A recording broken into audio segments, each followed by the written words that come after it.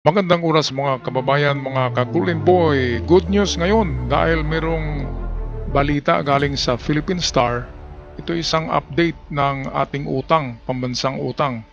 Ay binayaran pala ni PBBM 1.95 trillion pesos ang binayad niya sa utang natin noong nakaraang taon lamang 2024. At nitong 2025 ay siyempre babayaran ito sa katapusan ng buwan ng taon na ito.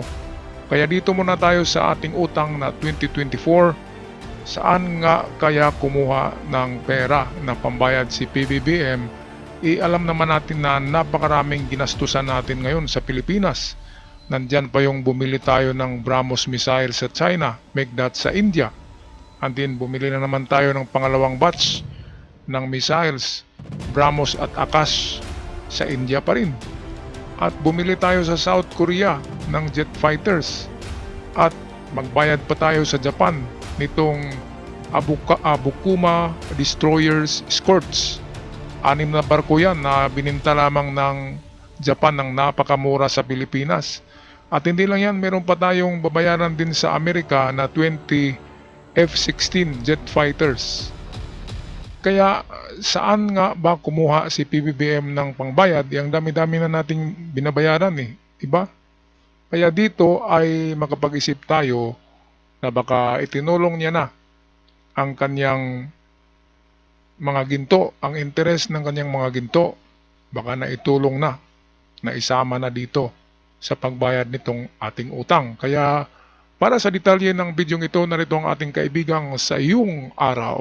Hindi na may tatago ang galing ng ating Pangulo. Paano nga ba nabayaran ng gobyerno ang 1.95 trillion na utang sa loob ng 11 na buwan? Oo mga kaibigan, isang mainit na update mula sa Philippine Star ang ibinalita patungkol sa napakagandang balitang ito. Halika, atin itong pag-usapan mga kaibigan. Mula sa Philippine Star News Hot Update. Sa gitna ng patuloy na pagbago ng ekonomiya, isang nakakagulat na balita ang bumulaga mula sa Bureau of the Treasury. Ang administrasyon ni Pangulong Ferdinand Bongbong Marcos Jr. ay nakapagbayad ng tumataginting na 1.95 trilyong piso na utang mula Enero hanggang Nobyembre noong 2024. Pero paano nga ba nagawa ito ng gobyerno sa kabila ng tila napakaraming hamon na kinakaharap ng bansa? Ito ang simula ng kwento. Mula sa taong 2023 na may utang na 1.53 trilyon na naitala sa parehong panahon, tumaas ang bayad ng gobyerno ng higit sa isang kapat. Ang karamihan ng pondo ay napunta sa amortization o pagbabayad ng prinsipal ng utang na umabot sa 1.25 trilyong piso. Ngunit hindi rito natatapos ang kwento.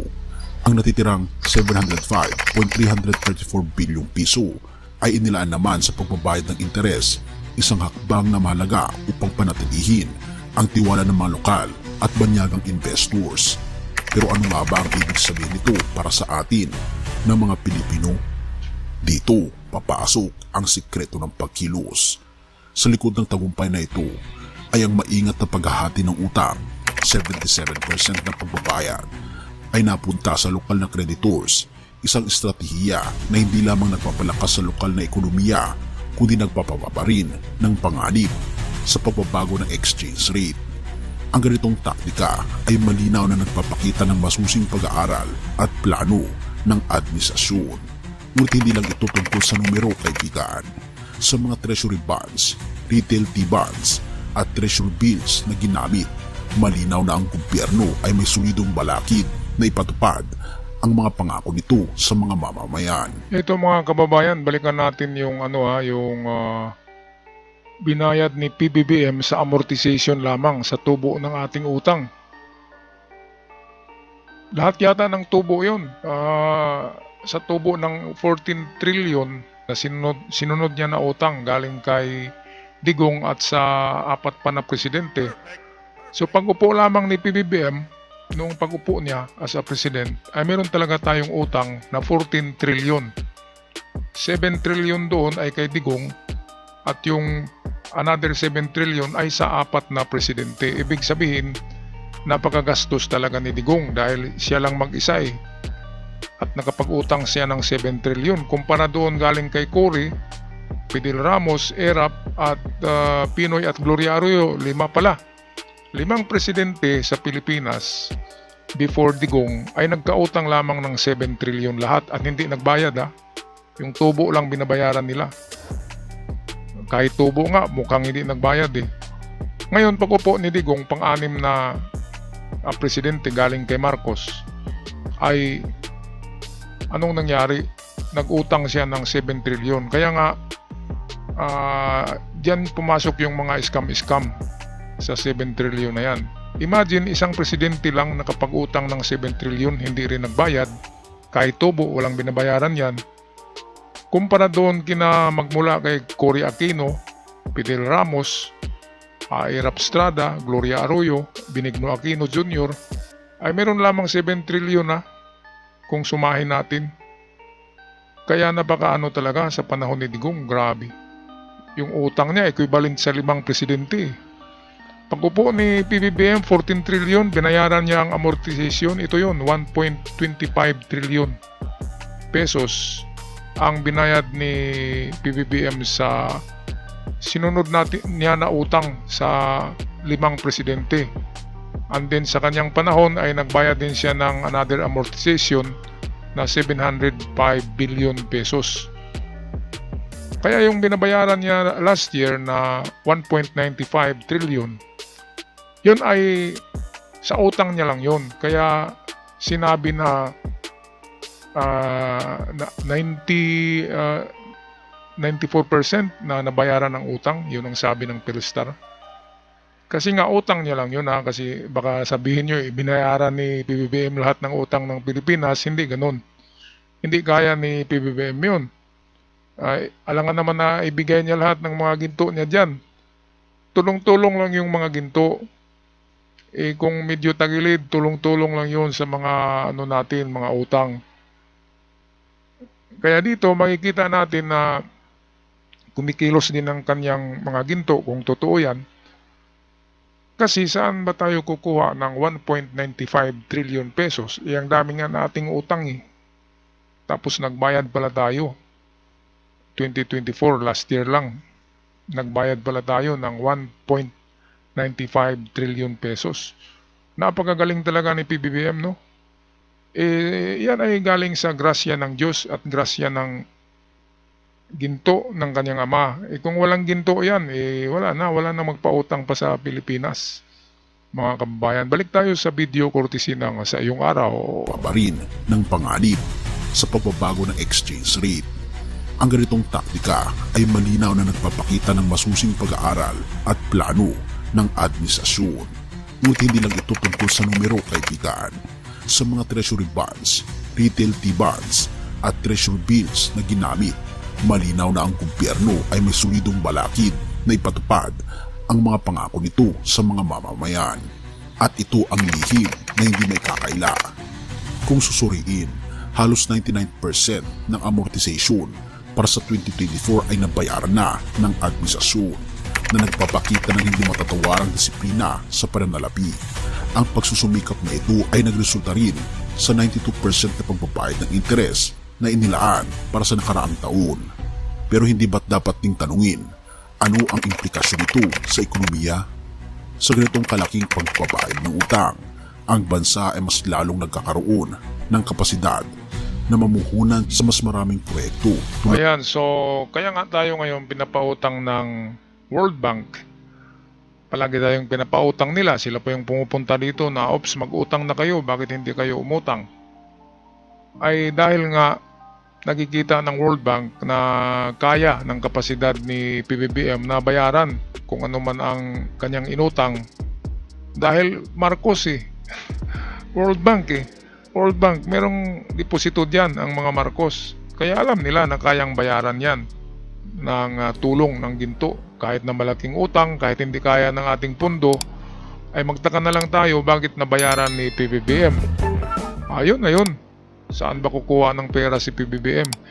Yung national budget natin, GAA ay taon-taon meron tayong inutang para sa national budget na trilyones yan. Yung national budget natin, trilyones. Ngayon, nasasayang lang talaga yan. Bayad ng bayad si PBBM, pero binubulsa naman ng kahit ng kanyang mga opisyal sa gobyerno, di ba? Ganyan talaga ang pera. Kahit na kaibigan mo ang presidente, ay tatalunin mo pa rin, tataluhin mo ang presidente dahil nasisilaw ka sa pera. Yan ang problema sa Pilipino. Ang nasisira ang presidente, pero yung nagnakaw ay mga niya, kabinete niya. Katulad din sa panahon ng kanyang ama, yung kabinete rin ni Ferdinand Marcos, ang mga nagnakaw, yung mga cronies. At hindi si Marcos, dahil si Marcos ay may ginto. Bakit bang magnakaw pa siya, di ba? Ang nagnakaw ay mga cronies. Katulad din ngayon kay PBBM, di ba? Sekretary ng DPWH, di ba?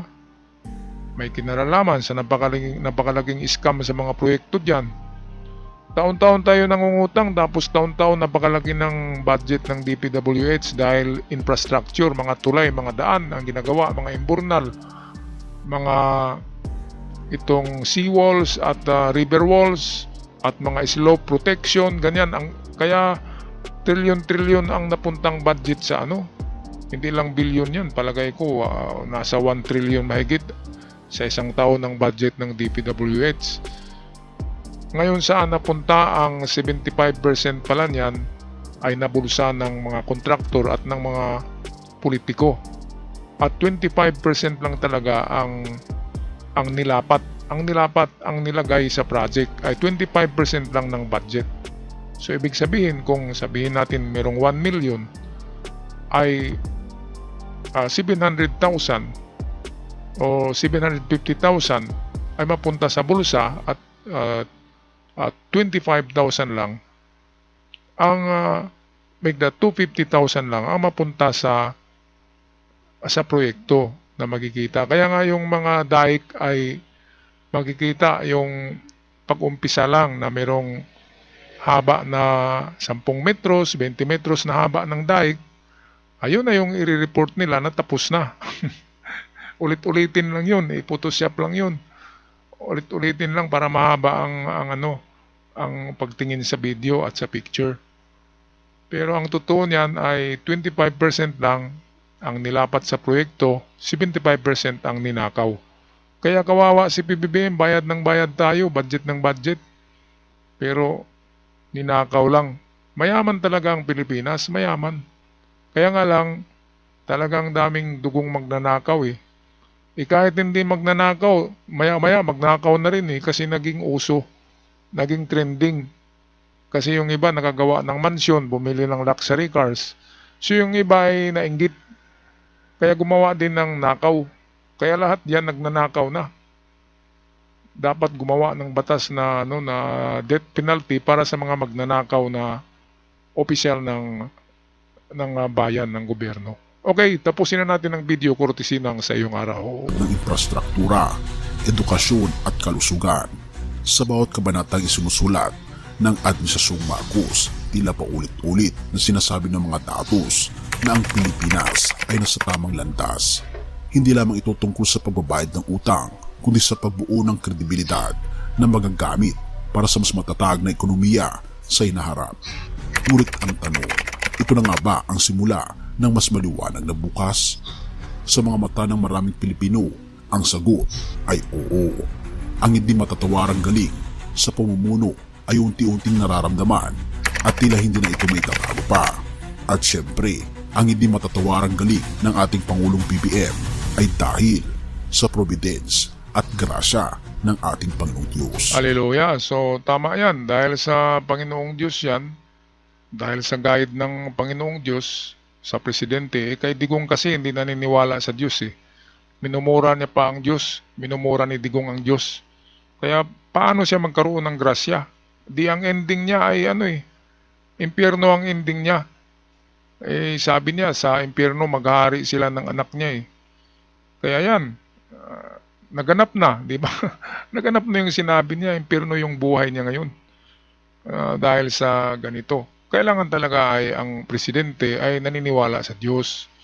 Yan ang katotohanan yan. Kasi ang Diyos ang mag-guide sa isang leader para mapabuti ang pagdadala niya ng administrasyon.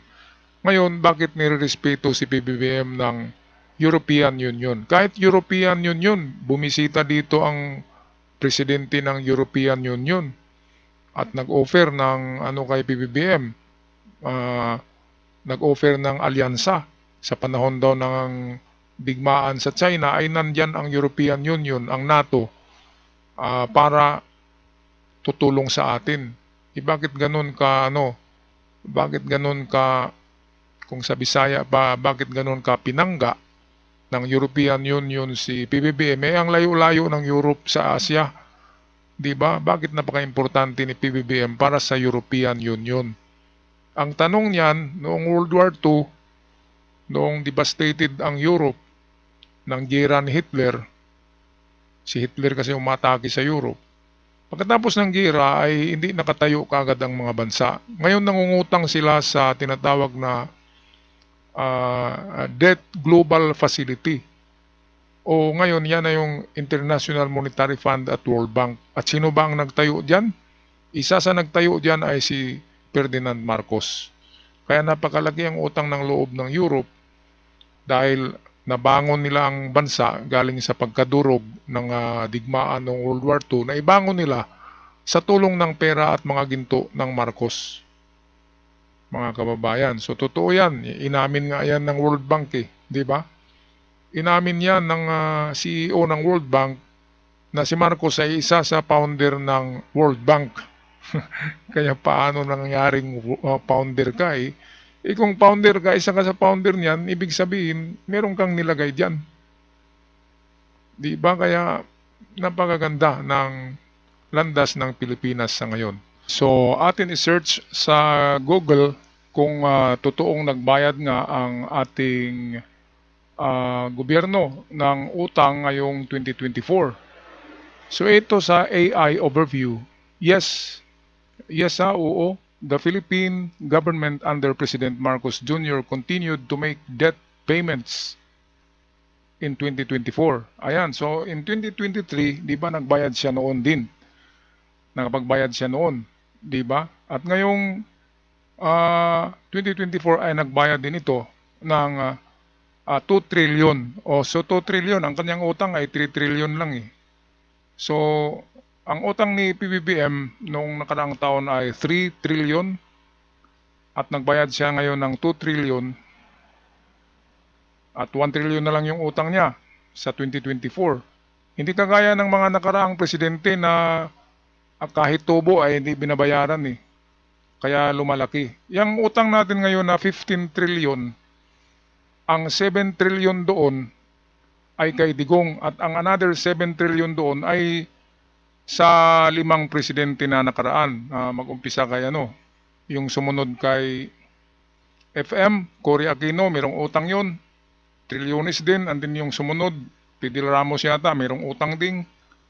Irap Estrada, mayroong utang. Benigno Ninoy Jr., mayroong utang. Pero sa lahat ng mga nagkautang na presidente, si Digong talaga ang 7 trillion ang nautang lahat sa kanyang termino. Kaya ilan na ba ang nabayad ni PBBM noong nakaraang 2023? Nagbayad din yan, di ba? 96% ng utang ng 2023 binayaran niya. So 4% na lang ang natira. Ngayon ay 2 trillion ang kanyang binayad. So malaki na yan kaysa hindi nagbayad, di ba? So ito sa Philstar, tingnan natin to. So ito, Philstar to Government settle 91.6%. Ayan. So ang utang natin nung nakaraang taon, yung sa national budget yun, sabihin natin 4 trillion ang utang natin. So 91% of 4 trillion, example lang yun So ito yung binayad ni PBBM, 91.6%. At least merong natira lang na di ba? 7.4 something na utang. So kunti na lang ang natira, di ba? Kasi halos 100% na bayaran, O ayan kung hindi pa maganda ang pag-manage ni PBBM sa gobyerno ay hindi mababayaran yung utang. Magtaka tayo, ang dami-dami nating binili. Bumili tayo ng BrahMos, di ba? Bumili tayo ng fighter jet sa South Korea. Bumili pa rin tayo ng, marami tayong binili. Lalo na ngayon, meron tayong babayaran sa US ng mga jet fighters. At nagdagdag pa tayo ng BrahMos sa India. At merong sa Japan, meron din tayong babayaran doon sa Abukuma class destroyers, escort, mga battleship yun.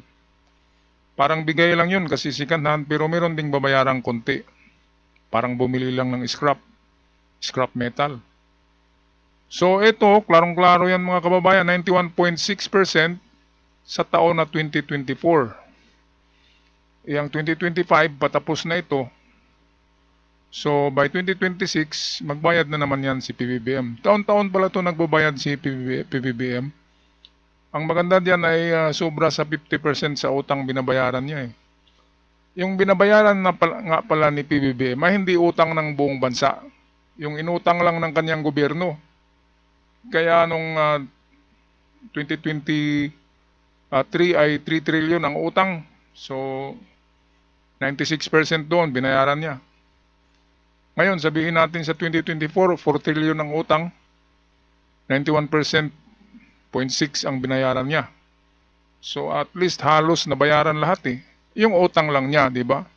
Yung mga sinunod niya na utang kasi ay 14 trillion na Pag upo pa lang ni PBBM ay 14 trillion na kaagad ang utang na sinunod niya.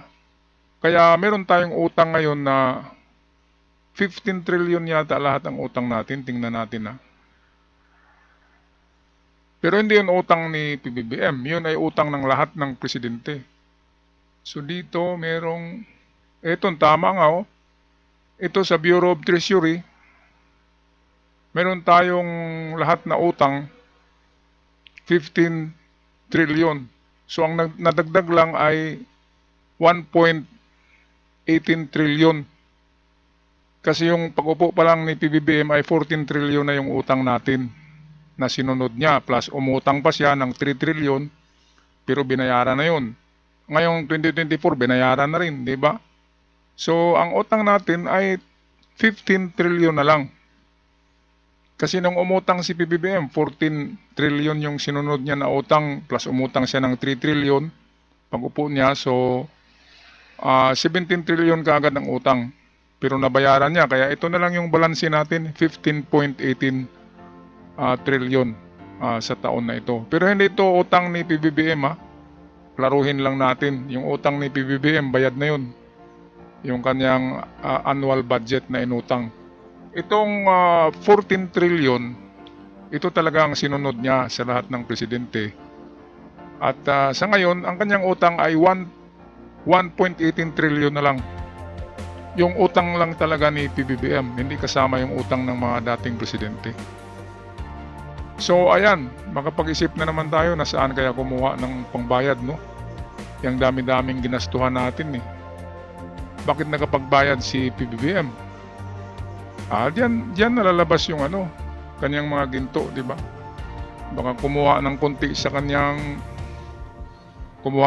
ng interest sa kanyang bangko sa Switzerland at baka dinagdag diyan pambayad, di ba? Kasi yung mga binibili natin, hindi pwedeng ginto ni PBBM ang ibili doon. Sa mga helicopters, sa mga barko, sa mga missiles. Kailangan national budget natin yan. Kailangan pera ng gobyerno para hindi mahalata na ginto yung ginastos ni PBBM. Kasi kung yun ang ipambili niya, ay magkagulo ang buong mundo. Malalaman na mayroon palang ginto si PBBM na ganyang kalaki. Kaya yan, pakunti-kunti lang na tulong yung ginto. Pakunti-kunti lang at magtaka tayo bakit nakabayad tayo ng utang. Haleluya! Anong masasabi niyo mga kababayan dito sa pagbayad ni PBBM ng kanyang mga utang, ng ating mga utang? Kayo ba'y maniniwala na mayroong ngang tulong sa kanyang ginto na minana sa kanyang ama? Paki-comment sa ating comment section down below. At sa mga bago pa lamang sa channel, huwag kalimutan mag-subscribe. Malaking tulong ito para lalago ang ating channel na The Golden Boy Real Guide to Treasures. Ako'y magpaalam na. Maraming salamat.